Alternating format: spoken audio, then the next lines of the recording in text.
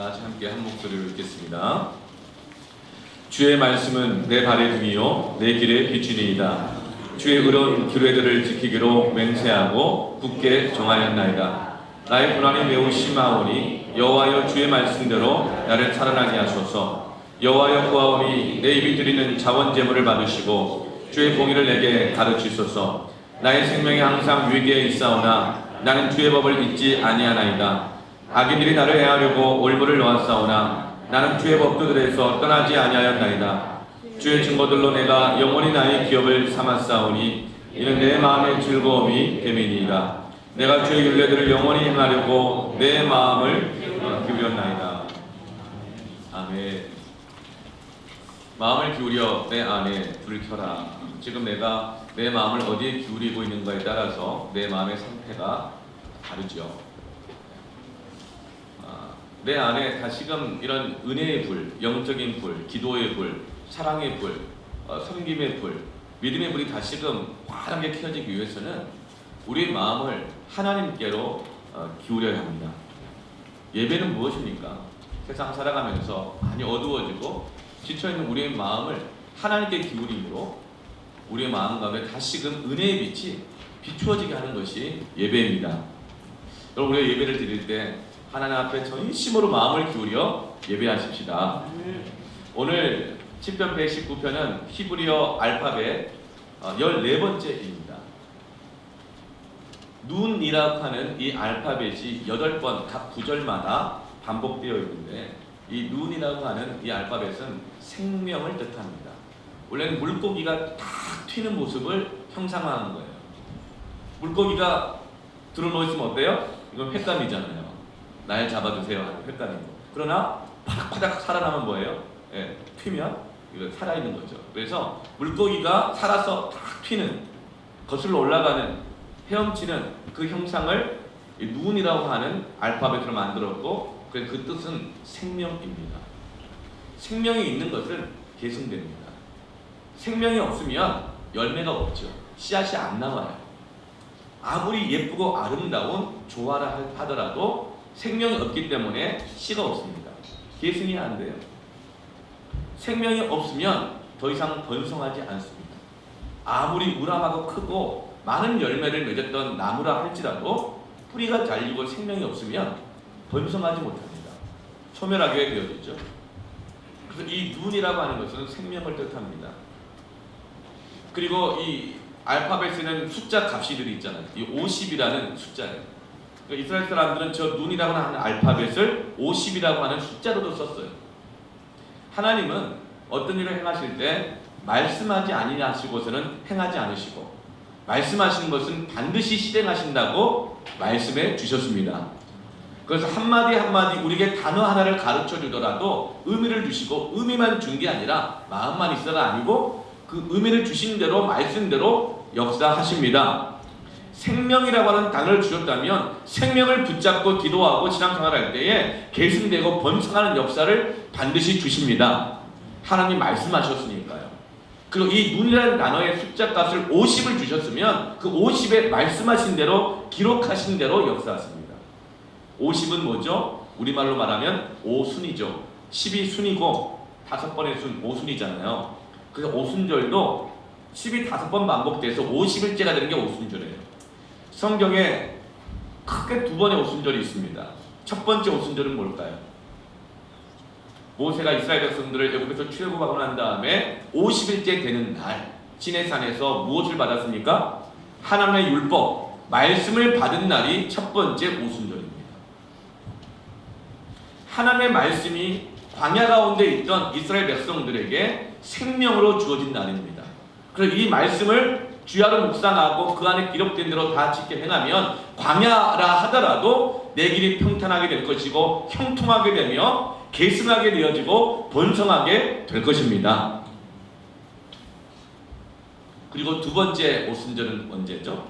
신약 때 예수님 십자가에 달려 죽고 난 다음에 다 흩어져 버리고 도망치고 죽음이 두려워가지고 다 도망쳤던 제자들 예수님이 직접 다 모으셨잖아요. 그리고 40일 동안 하나님의 나라의 복음을 가르쳐 주셨어요. 그리고 말씀하십니다. 승천하시면서 예루살렘을 떠나지 말고 내가 40일 동안 너에게 가르쳐진 그 약속의 말씀이 응답되는 그때까지 기다려라 그랬어요. 그래서 마가다락방에 들어가서 기다리는 중에 열흘 동안 그 말씀을 붙들고 기도하고 있었는데 열흘째가 되자 40일 더하기 11은 며칠이죠? 50일이죠? 오순절 50일이 되었을 때 하늘의 문이 열리고 급하고 강한 바람과 같이 불의 혀처럼 갈라지는 것이 성령이 임하여 주셨습니다.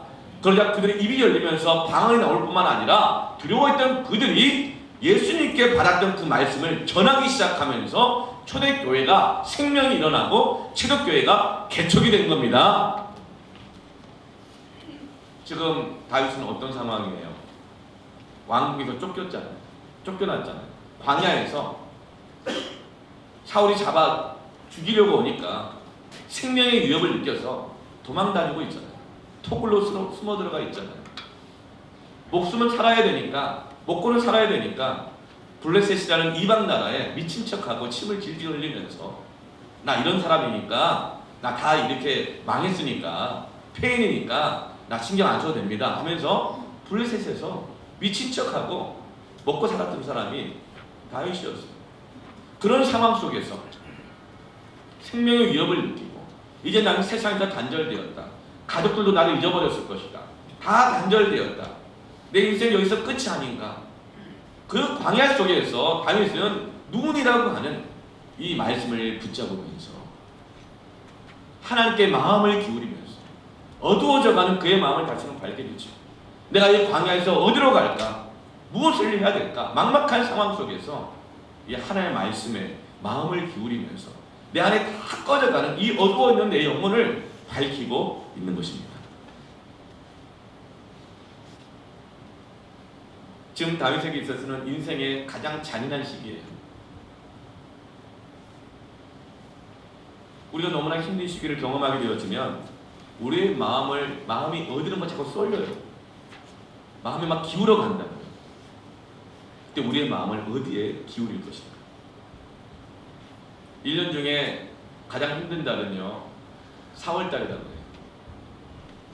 환절기가 와서 내 몸이 이 계절의 변화와 환경을 잘 못 따라가서 몸과 마음이 많이 지치고 아파요. 환절기 때 아픈 분들 많고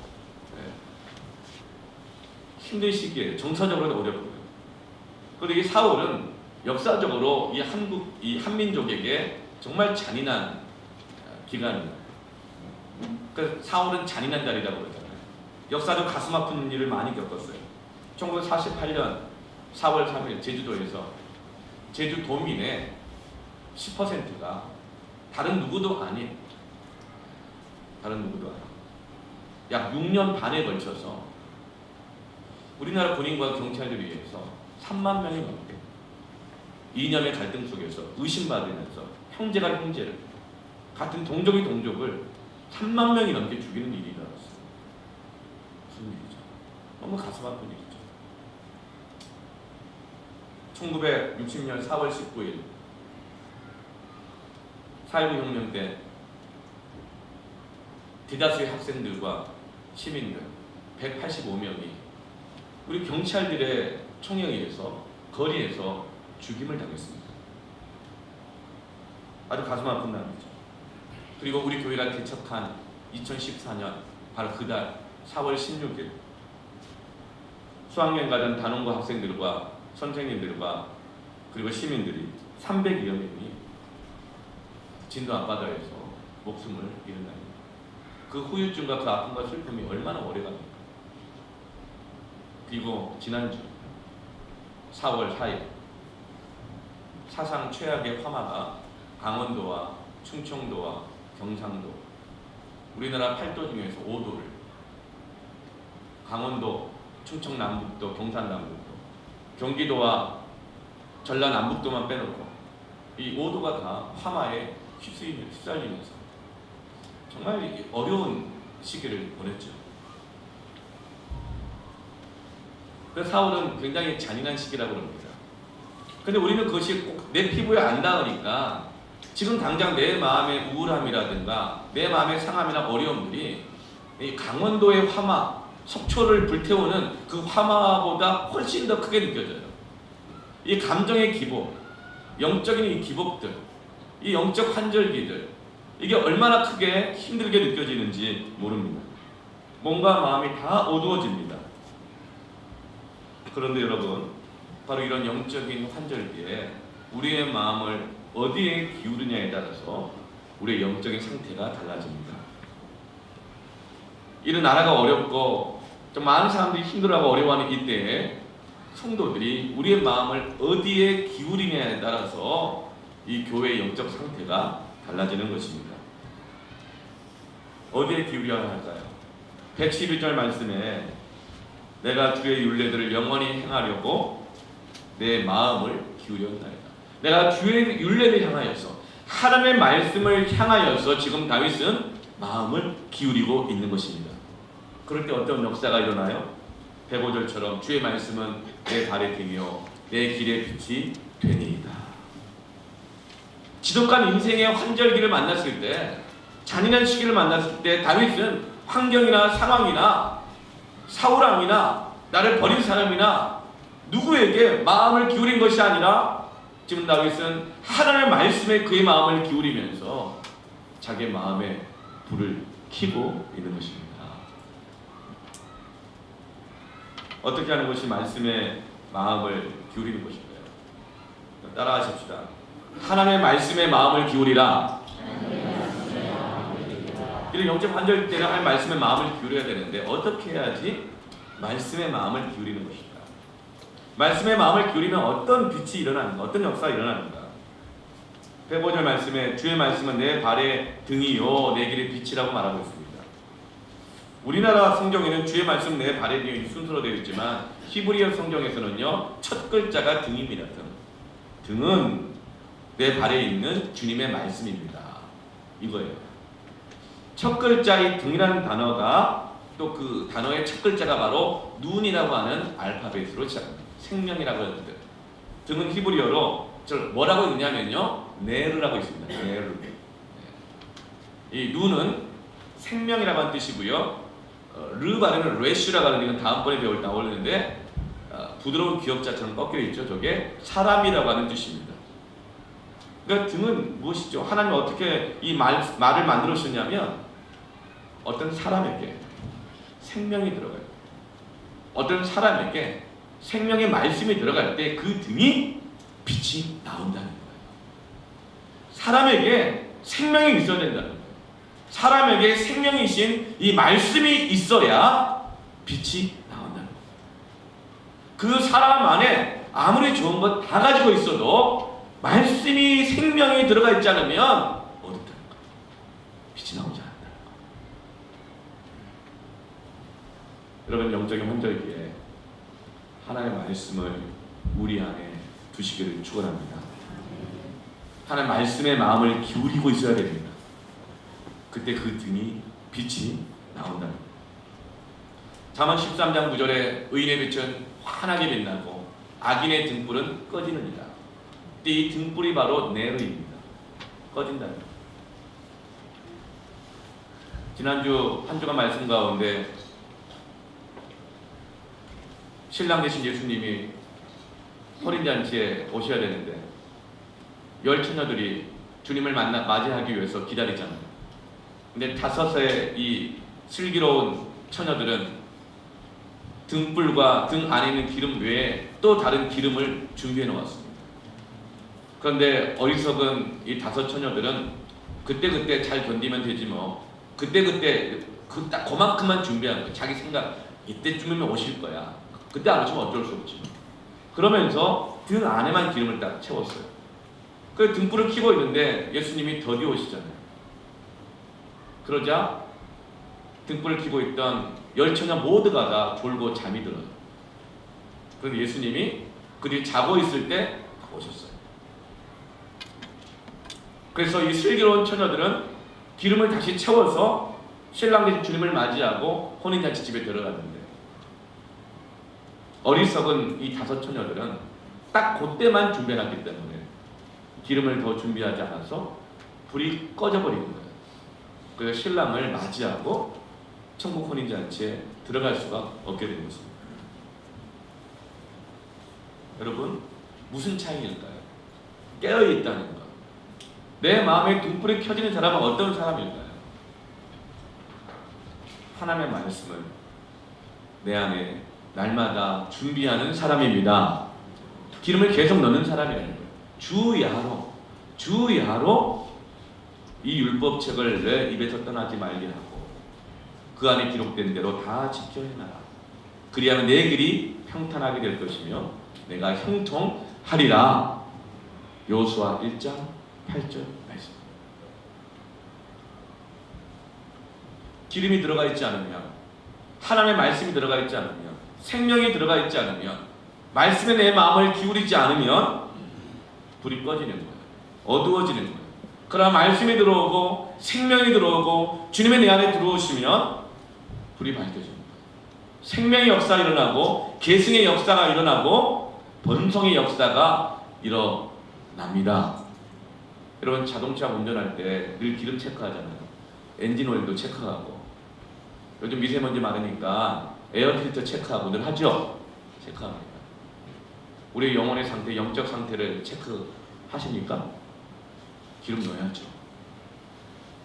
저는 지금도 주야로 아이들 체크합니다. 푸른색 맑은색 좀 보자. 큐티는 했는가? 너 요즘 너무 근로장학생이다, 학교 공부다, 동아리 활동이다 열심히 하고 교회 봉사다 너무 열심히 하는데 너 이렇게 큐티를 안 해가지고 되겠는가? 그래서 차라리 근로장학생 뭐 몇 분이나 된다고 그만둬라. 심지어는 너 그렇게 해서는 네가 이렇게 봉사하고 섬겨서 그 어두운 것으로 어떻게 무슨 봉사가 되겠냐? 너 그 봉사 너 하지 말고 차라리 지금 말씀 묵상하고 기도하고 다시 한번 발교 회복하고 해라. 그거하고 아니면 너 하지 마. 이렇게 제가 늘 체크를 해요. 할게요. 그러면 지금 갖고 와. 같이 하자. 놓고 큐티하자. 그럼 왜 그럴까요?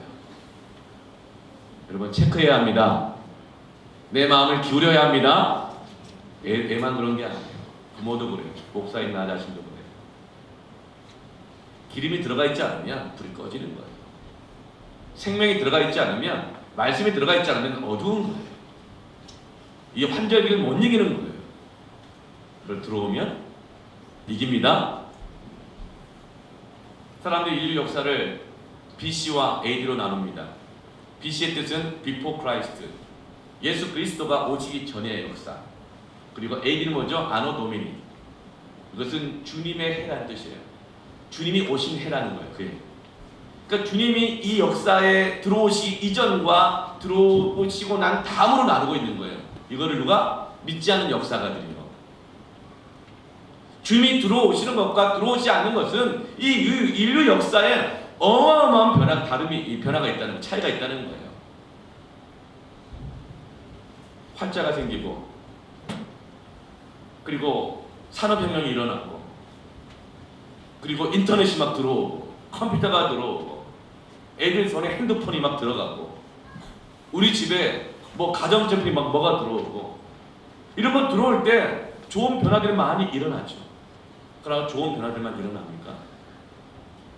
그 모든 것들이 들어오고 있고 변화를 일으키고 있는데, 그때 무엇보다도 주님이 우리 안에 들어오셔야 합니다. 내 안에 생명 대신 말씀이 들어와야 합니다. 근데 우리 주님은 우리 안에 어떻게 오셔요? 주님은 창세전부터 영원까지 말씀으로 계셨습니다. 태초에 말씀이 계십니다. 우리 주님은 말씀으로 하나님과 성령님과 동역하여 천지를 창조하셨습니다. 그리고 하나님께서는 성령으로 오시기 전에 율법이라고 하는 하나님의 말씀을, 율례를 예수 그리스도의 미리 오심으로 우리에게 주셨습니다. 그리고 우리가 율법대로 못 살고 말씀대로 못 살자 말씀이 육신이 되어 우리 가운데 거하심에 우리가 그의 영광을 보니 아버지의 영광, 독생자의 영광이요 은혜와 진리가 충만하더라. 요한복음 1장 14절. 말씀이 육신이 되어 우리 가운데 거하셨습니다. 그리고 말씀하신 대로 성령이 주의 영으로 우리에게 임하셨습니다. 그리고 말씀하신 대로 다시금 오실 것입니다. 예수님은 말씀으로 우리 가운데 현존하십니다. 말씀으로 임재하십니다. 그러므로 아들이 있는 자에게는 생명이 있고 아들이 없는 자에게 생명이 없다. 이 말은 하나님의 말씀에 내 마음을 기울이고 하나님의 말씀이 내 안에 없으면 주님과의 교제가 끊어져 있는 것이고 내 영혼이 어두워져 있는 이유고 수많은 뭐가 결핍이 돼서 내 삶에 문제가 있다고 하지만 근본적인 문제는 말씀으로 임하시는 예수 그리스도께서 너에게 없다는 겁니다. 단절되어 있다는 거예요. 그것이 우리의 모든 문제들의 근본적인 원인입니다. 그래서 우리가 영적 단절일 때는 우리의 마음을 말씀에 기울여야 합니다. 애기 키우는 엄마들 얼마나 힘들어요. 얘가 한 번이라도 아프기라도 하면 눈물이 쏟아지죠. 우리 키울 때 그랬어요.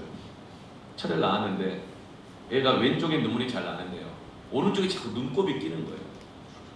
이제 병원에 있다가 나와가지고 집에 데리고 왔는데 눈곱이 자꾸 껴요. 막 무서운 거예요.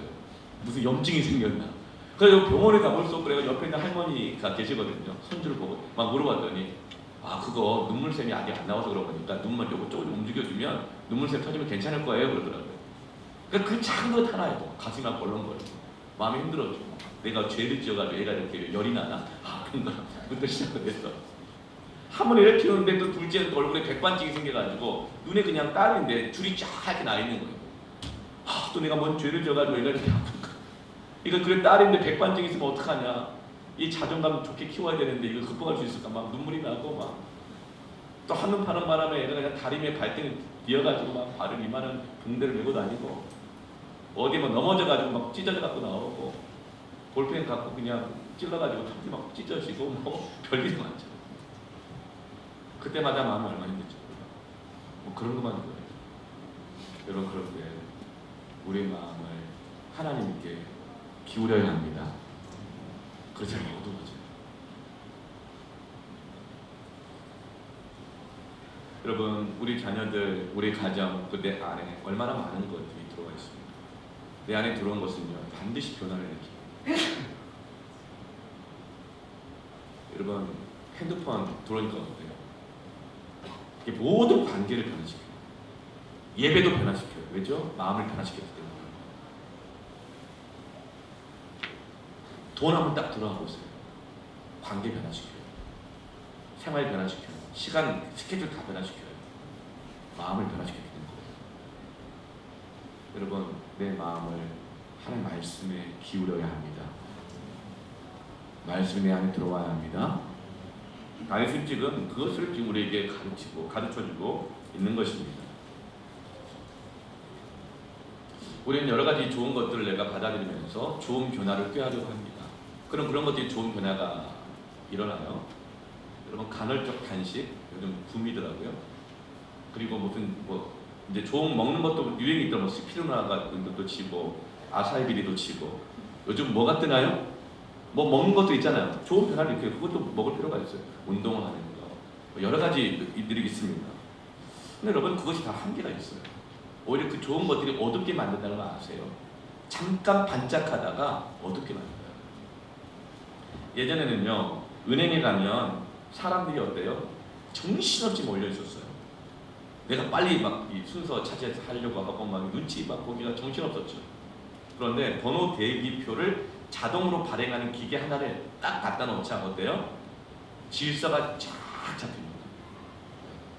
놀라운 변화죠. 기계 하나 딱 들어왔더니. 그러자 은행들마다 관공서들마다 심지어 식당들까지도 번호 자동 발행기를 그 기계를 딱 들여다 놓았습니다. 좋은 변화가 일어났죠. 그러나 금융계의 정경유착이라든가 이런 어두운 흐름은 바꾸지 못합니다.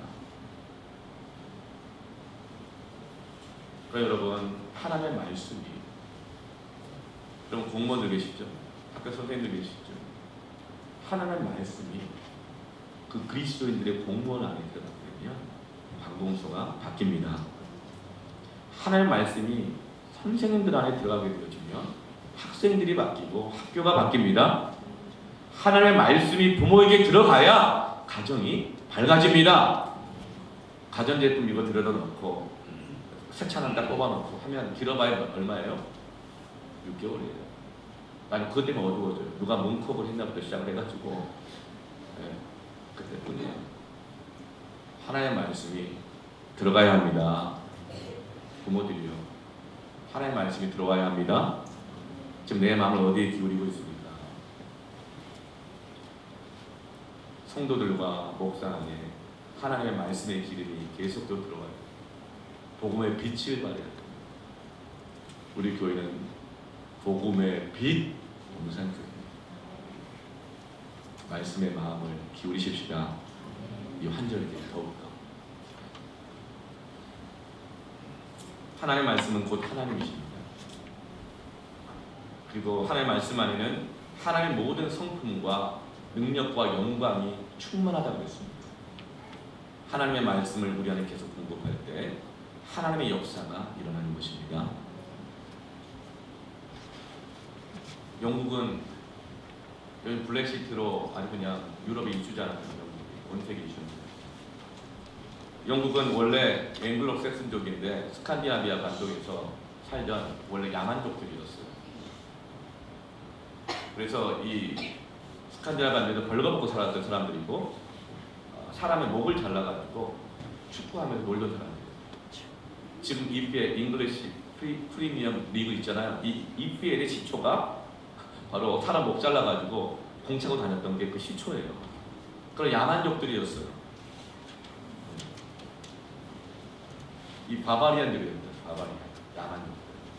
그래서 영국에서 버버리가 나왔나? 문득 그런 생각이 들었는데 원래 버버리는 1856년에 토마스 버버리라고 하는 사람이 창립한 거예요. 토마스는 도마라고 하는 거죠. 도마가 바로 토마스입니다. 그러니까 믿음의 사람인 거죠, 이 사람도. 근데 버버리안 야만족인데 믿음의 사람이 됐다. 뭐 이런 뜻인 것 같기도 하고. 네. 그런데 18세기에 복음이 영국 안에 들어가고 영적 각성이 일어나고 부흥이 일어나게 되죠. 어떤 일이 일어나요? 리스 파비스라고 하는 이 정육점 주인, 소와 돼지, 닭을 잡아다 팔았던 정육점 주인이 복음이 그 안에 들어가고 말씀이 그 안에 들어가자 어디 됩니까? 영국을 변화시키면 위대한 중국 도자가 되었어요.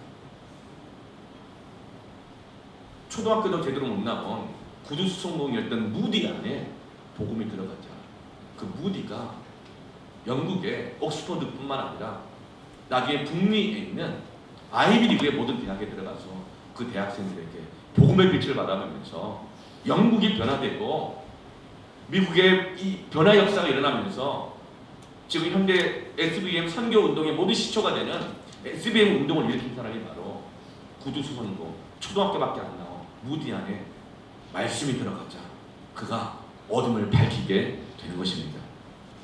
야만족이었던 사람 머리 차고 다녔던 야만족이었던 영국 사람들이 해가 지지 않는 나라가 되고 신사의 나라가 되는 것입니다. 말씀이 들어가면 복음이 들어가면 변화되는 것이죠. 어둠이 밝혀지는 것입니다. 유럽에서 지금 가장 부자 나라가 어디예요? 독일이잖아요. 지금 유럽 경제를 지탱하고 있는 게 독일 경제잖아요. 근데 원래 독일은 유럽에서 가장 가난했던 나라입니다. 고산지대가 많고 물도 좋지도 않고 우리로 치면 산동네 같은 곳이에요. 흑수저들이 모인 마을입니다. 뭐 개천에서 용이 나냐 그러는데 독일이 유럽의 개천 같은 곳이었어요. 그런데 독일의 마틴 루터가 성경을 독일어로 번역하고 그 성경을 집집마다 성도들이 시민들이 읽기 시작할 때에 여러분 종교개혁이 일어나고 그 이후 어떤 일이 일어납니까? 유럽의 음악을 일으킨 사람들이 나오잖아요. 바로 그 음악의 두 거두가 누구예요? 바흐와 핸델입니다. 바흐와 핸델이 다 독일 사람이에요. 원래 가난하면 음악 공부하기 힘들어요. 그런데 이 가난했던 독일에 하나님의 말씀이 들어가고 복음이 들어갔죠. 그들이 의식이 깨어나고 살아나게 되어지고 그들의 인격과 성품과 삶이 바뀌기 시작하면서 부지런하게 되어지고 정확하게 되어지고 정직하게 되어지고 그러면서 이 독일 안에서 핸델과 바흐와 같은 음악까지 나오기 시작합니다. 바로 그 음악이 세워지는 거예요. 뿐만 아니에요. 이 시대 지성사의 이 현대 철학의 시작이라고 말하는 임마누엘 칸트와 그리고 헤겔 다 독일에서 나는 거예요. 모든 철학가들이 독일에서 나옵니다. 돈이 없는 가난한 나라에 있는데 지성인들이 나오고 예술가들이 나오고 뿐만 아니라 지금 유럽의 경제를 독일이 견뎌내고 있잖아요. 근데 지금 요즘 유럽이 어때요? 뭔가 좋은 것들이 다 들어왔어요. 대신 그들은 하나님께 마음을 기울이지 않기 시작했어요. 말씀이 더 이상 없어요. 이 경제를 유지하려고 하다 보니까 무슬림 난민들을 계속 받아들여요. 외국인 노동자를 계속 받아들였어요. 그런데 나중에는 이게 감당이 안 돼요. 이 무슬림들이 일하러 오면서 애들 막 8씩 낳네. 자기들 애 하나 둘 키우는 것도 힘드니까 뭐 안 낳자, 우리끼리 살자, 혼자 사는 것도 좋다 이렇게 사는데 무슬림들은 애들 막 8씩 낳아버리는 거예요. 하루에 5번씩 막 기도를 해요. 안식일을 목숨처럼 막 지켜요. 그런데 독일의 이 기독교인들은 그렇지 못해요. 교회가 점점 비어져 가요. 그랬더니 무슬림들이 그 교회를 사버렸어요. 교회가 전부 다 무슬림 회당으로 바뀌어버리고 있어요. 그리고 그 무슬림들이 자기들의 권리를 주장하기 시작하자 이제 유럽 사회에는 어떤 일이 있어요? 마치 네오나치즘처럼 인종차별과 그리고 혐오주의로 온갖 지금 혼란을 겪고 있지 않습니까? 어두워져 가고 있는 거예요. 아무리 좋은 곳이 많이 들어와도요, 하나님의 말씀에 우리의 마음을 기울이지 않으면, 하나님께 우리의 마음을 기울이지 않으면 그 좋은 것들로 인해서 어두워지는 것입니다. 여러분, 우리의 마음을 하나님께 기울이십시다. 말씀에 기울이십시다. 지금 당장 좋은 거 그때 만족하며 채워가며 사는 어리석은 처녀와 같지 않고 말씀을 우리 안에 계속 공급하고 기울이시기를 축원합니다. 그래야 빛이 나옵니다. 빛에는 두 종류가 있어요. 태양빛, 전기빛, 나무나 석탄을 태워서 나오는 빛들, 가스불, 뭐 이런 불들. 이 물리적인 빛이 있습니다. 근데 살아있는 생명들은 다 이 물리적인 빛이 있어야 생명을 유지할 수가 있어요. 이 빛이 없으면 생명을 유지할 수가 없죠. 그런데 두 번째 빛이 있어요. 영적인 빛이 있어요. 우리는요, 이런 물리적인 빛만 있다고 해서 사람은 못 살아요. 짐승이나 식물은 살아요. 그러나 사람은 영적인 존재고 하나님의 형상으로 지음받았기 때문에 물리적인 햇볕만 본다고 우울증 치료되지 않아요. 사람은 영적인 존재라 영적인 빛이 필요합니다. 특별히 우리 인생의 영적인 환경을 겪고 있고 이 세상의 환경을 믿음으로 견디기가 어렵고 영적 기복이, 감정적 기복이 큰 그리스도인들, 영적인 빛을 비추어야 합니다. 우울증도 햇볕 안 보면 생겨요. 영적인 우울증, 기복이 그거 왔다 갔다 하고 하늘씩 슬프고 자기연민에 빠지고 영적인 빛을 비추어야 합니다. 여러분, 우리 안에 무엇이 있든지 말씀의 빛을 비추음을 받지 못하면 영적인 생명력이 약해집니다. 얼굴이 아주 어두워집니다. 열심히 사는데, 착하게 사는데 말씀의 빛을 비추지 않으면 점점 어두워집니다. 얼굴이 안 펴져요. 낙하산과 얼굴은 안 펴지면 죽는다 그랬잖아요. 피곤해집니다. 저항력이 약해져서 작은 문제에도 쉽게 병들고 맙니다. 말씀의 빛을 받지 못하면 영적 비타민 D가 안 나와서 영적 골다공증에 걸리기 십상입니다. 그래서 한마디 말에도 쉽게 부러지고 상처받고 작은 문제에도 넘어지게 되는 것이죠. 그러나 말씀의 햇볕이 비추어지면 여러분 질병이 떠나가게 될 것입니다. 말씀의 빛이 비추어지면 우리 마음의 믿음과 불안과 의심과 온갖 어둠들이 떠나가게 되는 것입니다. 말씀의 햇볕이 비추어지면 과일도 본연의 당도와 향과 맛이 살아나는 것처럼 하나님의 백성의 소금의 맛이 다시금 살아나게 되는 것입니다. 그런데 다른 것으로 내가 좀 회복해보겠다. 이렇게 하면서 다른 것들을 많이 내가 내 안에 들인다고 하지만 지금 내가 하나님의 말씀을 내 마음 안에 들여놓고 있지 않는다. 그것이 우리의 맛을 잃어버리게 하는 거예요. 절대 회복이 안 됩니다. 그런 말씀의 빛을 비추면 영적 비타민 D가 생겨서 어때요? 뼈가 튼튼해집니다. 그러면 말씀을 기원하자 에스겔 골짜기에 마른 뼈다귀가 다 살아나잖아요. 말씀의 빛을 계속 비추면 교회가 튼튼해집니다. 가정이 튼튼해집니다. 우리의 신앙의 결심들이 튼튼해집니다. 우리의 사랑이, 우리의 관계가 튼튼해집니다. 말씀에 비침 없이 관계만 맺어보세요. 4분 5열 됩니다. 다 깨집니다. 그럼 패밀리에서 말씀의 나눔이 있어야 됩니다. 우리가 개인의 기도의 자리에서도요, 누군가를 위해서 기도할 때도 계속 우리는 말씀의 공부를 받으면서 기도해야 합니다. 올해 우리 교회의 구호가 뭐예요? 말씀으로 기도하는 선교적 교회잖아요. 선교의 빛을 비추려면 그냥 기도하는 게 아니라 말씀을 읊조리고 암송하고 묵상하고 나누고 순종하면서 기도할 때 선교적 교회가 될 수 있는 거예요. 여러분, 말씀 앞에 우리의 영혼을 여러분 노출시켜야 합니다. 빛을 비추게 해야 돼요. 마음을 말씀에 기울여야 돼요. 여러분의 영혼을 다 점검하세요. 여러분 가정의 자녀들 점검해 주세요. 부부가 서로 점검해 주세요. 제가 좀 탁 찌는 얘기를 해요. 요호수아 1장 8절 말씀 딱 하면 탁 나와야 되는데 잘 안 나와. 뭐라 그러냐면 한대 자꾸 까먹는데 이 우리 집 얘기예요. 또 우리 아주가 탁 찔러요. 요한복음 15장 7절. 이거 대답하대요. 암송을 했어요. 서로 이렇게 말씀으로 점검해주고 주고받는 패밀리 모임에서 마두와지에서 이번에 내적 치사에 가는 BCC 후견인과 피후견인들이 함께 그럴 때 보면 튼튼해집니다. 정말 이 어려운 시기들을 이겨낼 수 있습니다. 두 번째로 어떻게 내 마음을 말씀에 기울여야 될 것인가. 두 번째 같이 한번 읽어봅시다. 시작. 하나님의 말씀에 내 마음을 기울여라. 첫 번째는 말씀에 마음을 기울이라 그랬죠. 이번 뭐가 차이가 있죠? 누구 마음? 내 마음을 기울여야 되는 거예요. 설교를 듣는데 이거 저 사람이 들어야 되는 말인데 이거 아니라는 거예요. 너 목사님 하시는 말씀 들었잖아. 이거 아니라는 거예요. 하나님의 말씀에 누구 마음을 기울여야 돼요? 내 마음을 기울여야 합니다. 그래야 내 안에 불이 켜지지요. 105절에 주의 말씀은 누구 발의 등이요? 내 발의 등. 누구 길에 비치죠? 내 길에 비친 것입니다.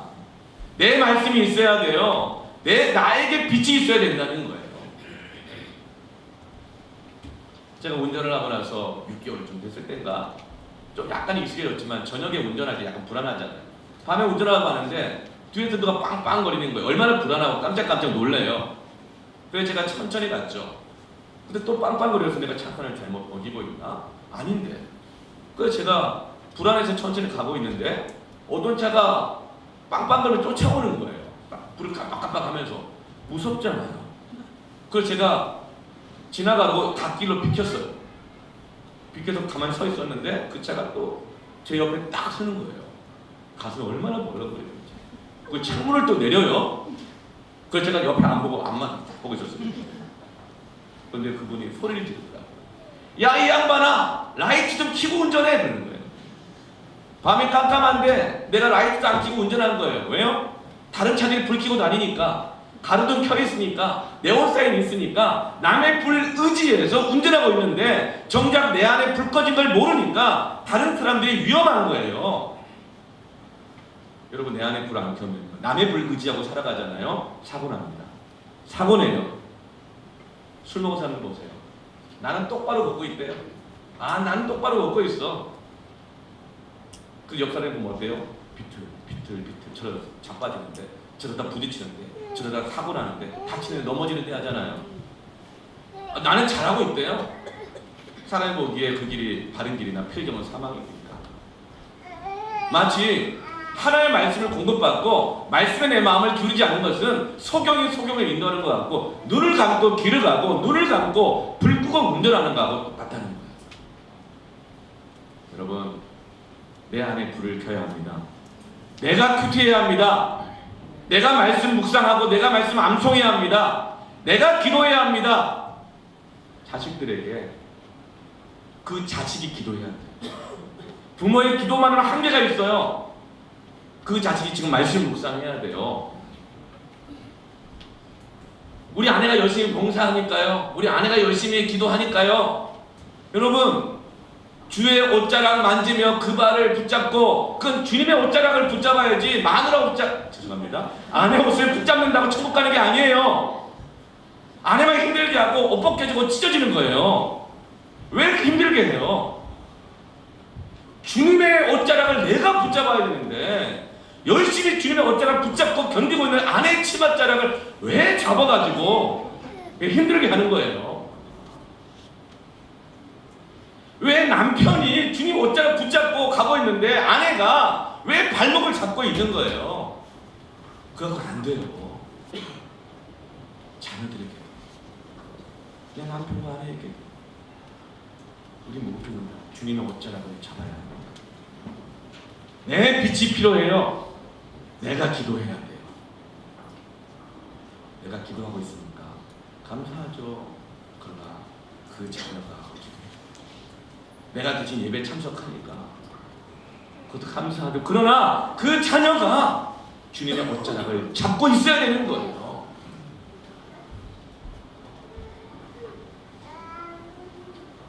여러분, 내 안에 불을 켜십시다. 112절에 내 마음을 기울였다 그랬어요. 이 기울인다는 뜻은 다 붓는다는 뜻이에요. 다음을 위해서 뭔가를 남기지 않는다는 거예요. 내 안에 불이 켜지려면요, 다 부어야 돼요. 예배를 드릴 때 정말 은혜를 받고 내 안에 어둠, 염려, 걱정, 근심이 떠나가려면 내 마음을 하나님께 다 기울이시기를 바랍니다. 예배를 드리면서 다음 생각하고 있고 계산하고 있고 이것저것 따지고 있고 안 켜집니다. 드릴수록 어두워지는 거예요. 여러분, 온전히 전심으로 드리시길 바랍니다. 헌금할 때도 마찬가지예요. 전심으로 헌금을 드리십시오. 계산하고 남기고 딴 생각하고 막 이렇게 하고 있으면 헌금 드리면서도 손이 바달바달 떨리고 마음이 어두워지는 거예요.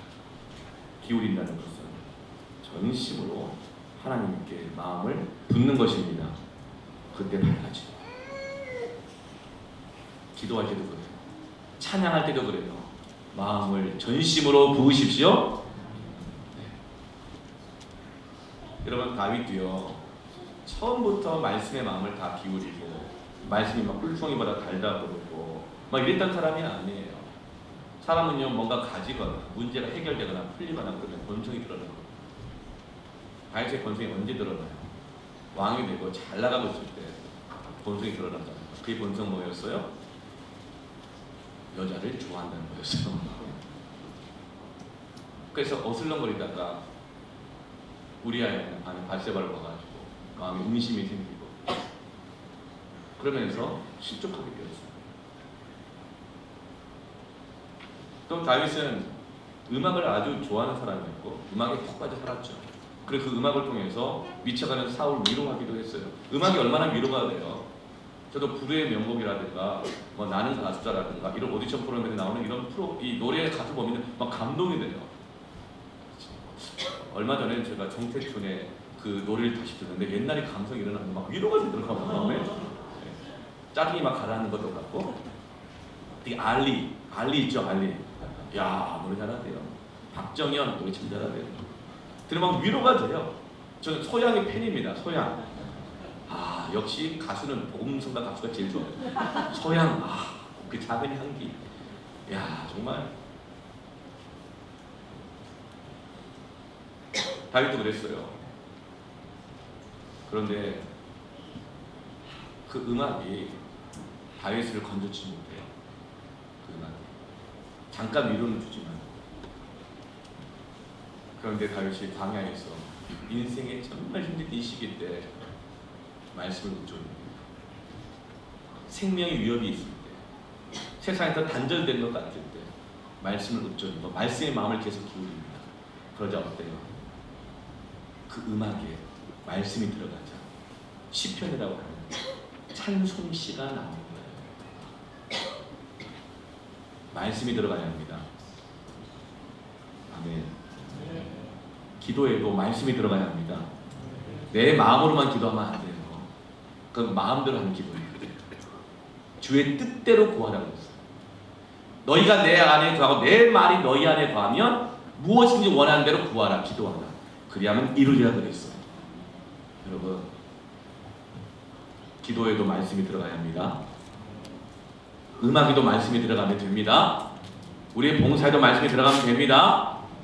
우리의 모든 직장생활, 사업에도 하나님의 말씀이 들어가면 빛이 나옵니다. 살아나고 회복이 됩니다. 여러분, 우리가 뭐 좋아하는 걸 자꾸 우리 안에 들여놓잖아요. 그런데 한평생 좋아할 수 있는 것이 여러분 있을까요? 다 한때인 것 같아요. 요리 좋아하시는 분들이 있죠. 그 한때, 오늘 뭐 만들어 먹어볼까? 뭐 한때예요. 영적 이 환절기 오잖아요. 뭐 인생의 갱년기 막 이런 거 오고 그러면 요리도 나중에 어때요? 지겨울 때가 있어요. 지겨워져요. 막 김치 담그는 거 좋아하셔가지고 오늘 새우젓 넣을까, 오리굴젓 넣을까, 멸치젓 넣을까 막 이렇게 고민하다가도 나이 들어보세요. 어때요? 김치하기는 지겨워요. 재미없어요. 여행 가는 것도 그래요. 여행 좋다 하죠. 여행도 자주 갔고 나이 들어보세요. 지겨워요. 저는 제 취미 중에 하나가 뭐냐면 산책이라는 취미가 있어요. 산책하는 걸 참 좋아해요. 이 동네 산책하다 보니까 이것도 지겹더라고요. 그래서 어디 산책할까 하는데 뉴스에서 남산 둘레길이 있다는 거예요. 그래서 제가 월요일날 한번 남산 둘레길로 한번 갔었어요. 작년에 봄에 이맘때 갔었는데, 야, 그 새소리며 개울물이 졸졸졸졸 흐르게 만들어놨어요. 왜 제가 거기 갔냐면 그 남산 그 둘레길이 있는 순환도로 있죠. 제가 이 선교 간다고 선교비 벌라고 2달 거기서 막노동을 거기서 했었거든요. 그러니까 옛 추억도 생각할 겸 그 둘레길을 제가 찾아간 거예요. 야, 너무 좋더라고요. 한번 갔다 왔어요. 2번 가려고 하니까 가기가 싫더라고요. 그 소리가 그 소리고 그 물이 그 물이고 그게 그거더라고요. 여러분, 차 한번 세차를 딱 하면 좋잖아요, 그렇죠? 네. 6개월이에요. 그 어떤 사람은 차가 좋으니까 차를 계속 바꾸는 사람도 있죠. 참 마음에 드는 거예요. 어떤 분은 커피가 좋아가지고 이 커피 마셔보고 저 커피 마셔보고 카페를 막 순회도 하고 인증샷 올리고 막 그러잖아요. 나중에는요, 커피 따고 다 그게 그거예요. 다 실증나요. 근데 사람들은요, 이렇게 실증날 때, 사춘기 때, 갱년기 때, 일이 어렵고 힘들 때 우리의 마음을 어디에 기울일까 찾아요. 다 실증나면 나중에는 어디에다가 내 마음을 기울이는 곳을 찾는 줄 아세요? 죄 짓는 곳에서 찾아요. 왜냐하면 죄만큼 달콤한 게 없기 때문에. 음란한 것만큼 달콤한 게 없고 남 뒤에서 욕하는 것만큼 재밌고 맛있는 게 없고 씹을수록 맛이 나잖아요. 하나님 상관없이 내 마음대로 한번 살아보는 것만큼 그렇게 강력한 그런 유혹, 달콤한 게 또 없거든요. 한번 나도 마음대로 한번 살아보고 싶다. 여러분, 그런 죄는 달콤해 보이지만 지금 당장은 사랑인 것 같고 지금 당장은 행복한 것 같지만 결국은 그것이 우리를 어둡게 하고 우리를 사망에 이르게 하는 것입니다. 죄의 삭은 사망입니다. 사람들이 고민해요. 이렇게 할까, 저렇게 할까, 이렇게 할까, 저렇게 할까 막 고민을 해요. 우리 마음이 두 마음이 있거든요. 성령께서 계시기 다 말씀, 너 그렇게 하는 거 아닌 것 같아. 안 좋아. 그만. 그런데 다 그렇게 원하잖아요. 나도 또 내가 그렇게 원하는데 꼭 이게 뭐 죄예요? 뭐 이렇게 하면 되죠, 저렇게 하면 되죠. 막 갈등이 있어요. 그러다가 내 마음을 말씀에 기울이지 않고 있으면 어떻게 하는 줄 아세요? 에라 모르겠다 그냥 해버려요. 에라 모르겠다. 그러다 인생이 에라가 납니다. 여러분, 하나님의 말씀에 마음을 기울이십시오. 내 마음을 기울이십시오. 내 안에 불을 켜십시오. 그러면 107절처럼 나의 고난이 매우 심하오 여호와여 주의 말씀대로 나를 살아나게 하소서. 아멘. 하나님의 말씀에 마음을 기울여 내 안에 등불을 켜시기를 축원합니다. 함께 우리가 찬양하면서 기도할 텐데요. 우리 찬양하십시다. 내게로부터 눈을 들어 주를 보기 시작할 때 우리의 마음을 하나님께 기울이십시다. 우리 시선을 하나님에게 향하시는 이 시간 되길 바랍니다. 전심으로 향하십시다.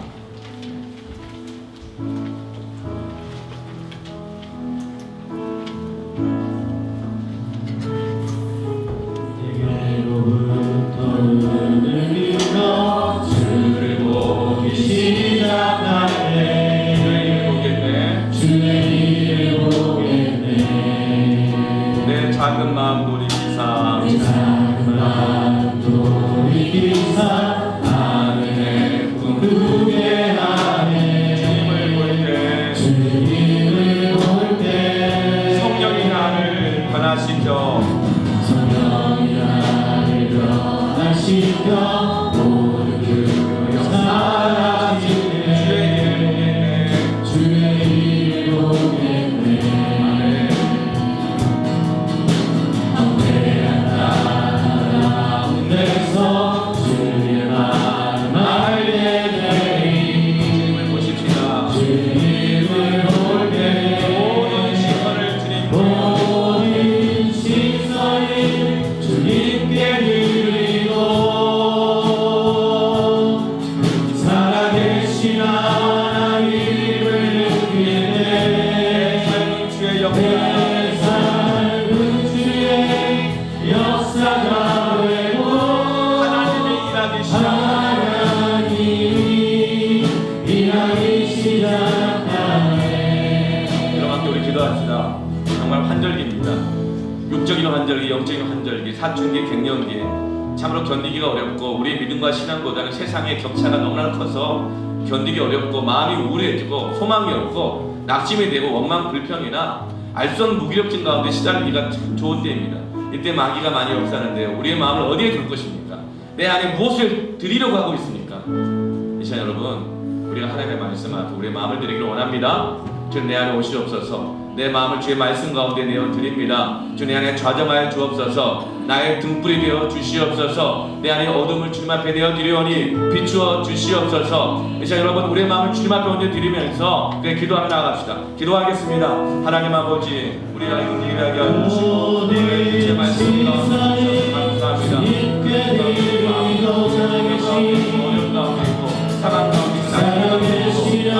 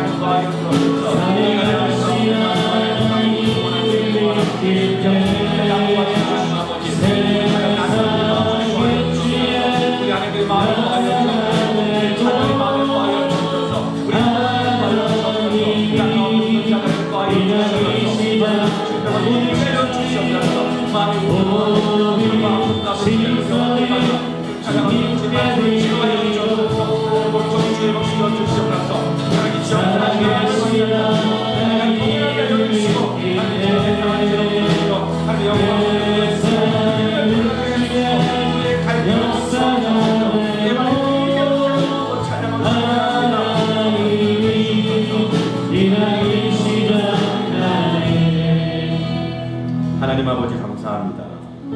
주의 말씀이 내 발의 등이요 내 길의 빛입니다. 내 마음을 주의 말씀을 향하여 온전히 기울여 드립니다. 주님 오늘 들은 말씀 내가 묵상하는 말씀이 내 기도가 되게 하여 주시고 내 안에 주님의 다스리심이 되게 하여 주셔서 내가 가는 곳곳마다 어둠을 밝히고 내가 가는 곳곳마다 잃어버린 영혼들이 하나님께 돌아오게 하며 내가 가는 곳곳마다 말씀의 역사가 나타나고 내가 가는 곳곳마다 하나님의 천국의 역사가 나타나게 하여 주시옵소서. 예수님의 이름으로 기도합니다. 아멘. 자, 찬양하면서 준비하신 일을 하나님께 드리겠습니다.